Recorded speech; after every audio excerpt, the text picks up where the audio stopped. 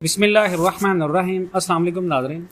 2024 में हमारी जो वीडियो का टॉपिक है, और ये वीडियो बड़ी रिक्वेस्ट के साथ लोगों ने मुझसे कहा है कि आप इस चीज़ के ऊपर एक डिटेल से वीडियो बनाएं कि पाकिस्तान की रियल एस्टेट में क्या होने वाला है और पाकिस्तान की जो रियल एस्टेट है यहाँ पर आप क्या देख रहे हैं कि कहाँ पर इन्वेस्टमेंट होनी चाहिए। क्योंकि IMF ने हालिया एक चीज़ में कहा है कि पाकिस्तान की जो रियल एस्टेट है इसमें बहुत ज़्यादा ग्रोथ है। आप अपनी प्रॉपर्टी को रेगुलराइज नहीं कर रहे, आपके मुल्क में टैक्स का निज़ाम अच्छा नहीं है, आपके मुल्क का जो माफिया है वो सबसे ज़्यादा प्रॉपर्टी में इन्वॉल्व है।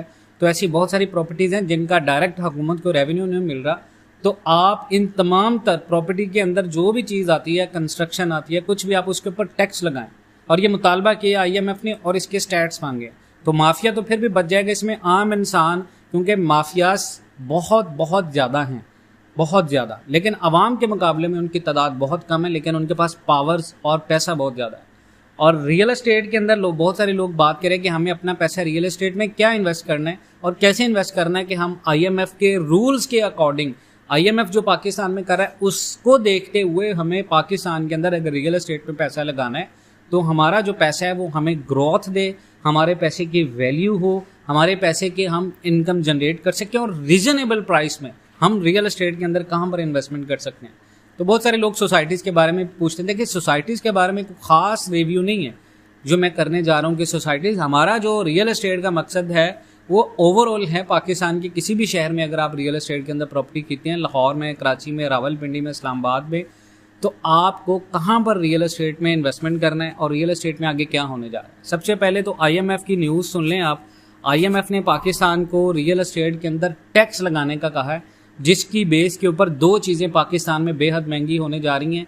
एक तो बहुत सारे लोग बात कर रहे थे कि गाड़ियां सस्ती हो जाएंगी। देखिए, डॉलर आपका 278 पे खड़ा है, लेकिन IMF के टैक्स की वजह से गाड़ियों की जो प्रोडक्शन होगी वह कम होगी, लेकिन गाड़ियों की डिमांड ज़्यादा होगी क्योंकि कंपनीज उतनी ज़्यादा गाड़ियाँ नहीं बनाएंगे और लोगों को डेफिनेटली पाकिस्तान में महंगी चीज़ें खरीदनी है।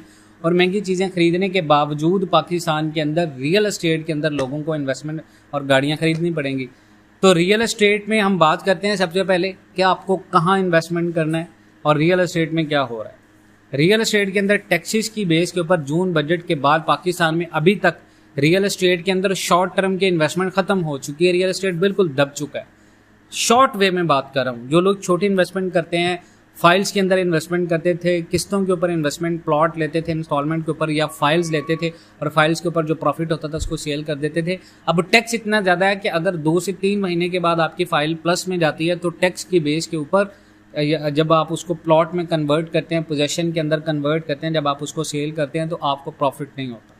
तो रियल एस्टेट के अंदर मज़ीद मैं आपको बता दूं कि जो लोग इंस्टॉलमेंट के ऊपर प्लॉट लेते हैं, जो लोग ऐसे प्लॉट के अंदर इन्वेस्टमेंट करते हैं जिसका कोई फिजिकल एग्जिस्टेंस नहीं है, वो लोग हमेशा नुकसान में रहेंगे। अगर आपको कोई भी सोसाइटी बहुत सस्ते से सस्ता प्लॉट ऑफर कर रही है तो याद रखिएगा वो सोसाइटी आपको अट्रैक्ट कर रही है अपनी कैपिटलाइजेशन को बढ़ाने के लिए, अपने सरमाए को बढ़ाने के लिए और अपने प्लॉट्स और अपनी जितनी भी तमाम तर फाइल्स उनको सेल करने के लिए।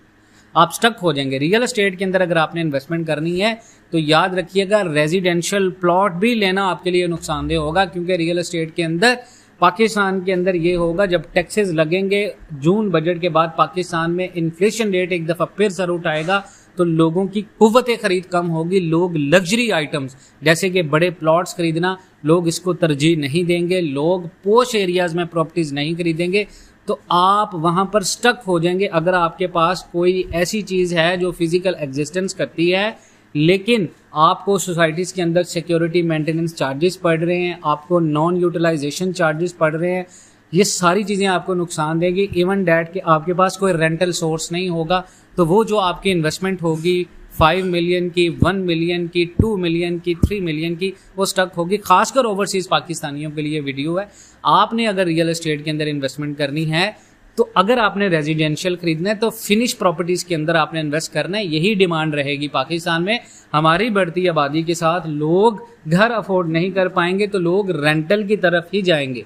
तो अगर आपने इन्वेस्टमेंट करनी है तो आप किसी रेंटल बेस एक ऐसी जगह के ऊपर आपने इन्वेस्टमेंट करना है जो किसी भी नई सोसाइटीज़ के अंदर एक नई डेवलप कम्युनिटी होती है, वहाँ पर पोजेस एरिया होता है, वहाँ पर आप घर बना सकते हैं, वहाँ पर कम्युनिटी होती है, वहाँ पर सोसाइटीज़ होती है। नई सोसाइटी की बात करूँ, बड़ी बड़ी सोसाइटीज़ के अंदर हर बंदा इन्वेस्ट करता है, लेकिन आपने इंतखाब करना है कि ऐसी सोसाइटी का जो नई बन रही है, जहां पर कम्युनिटी भी है लेकिन सोसाइटी का 1/3 हिस्सा जो है वो अभी लेस डेवलप्ड है। वहां पर अगर आप इन्वेस्टमेंट करेंगे, वहां पर डिमांड भी ज़्यादा होगी, वहां पर रेंटल कम होगा, वहां पर लोगों का रुझान भी होगा।